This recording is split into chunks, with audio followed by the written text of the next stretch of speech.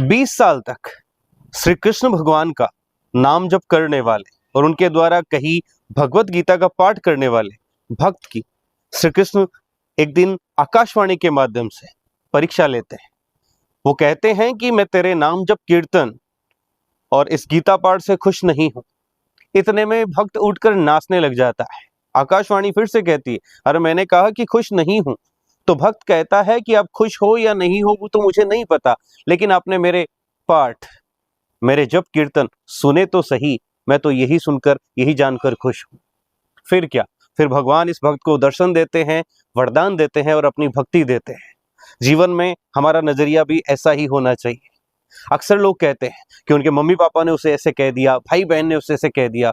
अरे जीवन में उन लोगों को भी देखो, दुनिया में ऐसे लोग भी हैं जिनके पास मम्मी पापा या भाई बहन नहीं है। कम से कम आपके पास है तो सही। कुछ लोग ऐसे हैं जो अक्सर खाने की चीजों में शिकायतें करते हैं कि मुझे ये मिल गया, मुझे वो मिल गया। ऐसे लोग भी हैं जो कल रात भूखे पेट सोए थे। कुछ लोग अपने शरीर को लेकर, मैं काला हूं, गोरा हूं, मोटा हूं, पतला हूं, वगैरह वगैरह, या मेरे पास कार नहीं है, मेरे पास घर नहीं है, या मेरे पास कमरा नहीं है, ये शिकायतें करते हैं। आप जी तो रहे हैं। अगर आप इंसान भी नहीं होते तो सोचो, आप कीड़े मकोड़े या कहीं कोई जानवर होते तो कम से कम आप इंसान हो और जी तो रहे हो, ये सोच के ही खुश हो जाओ।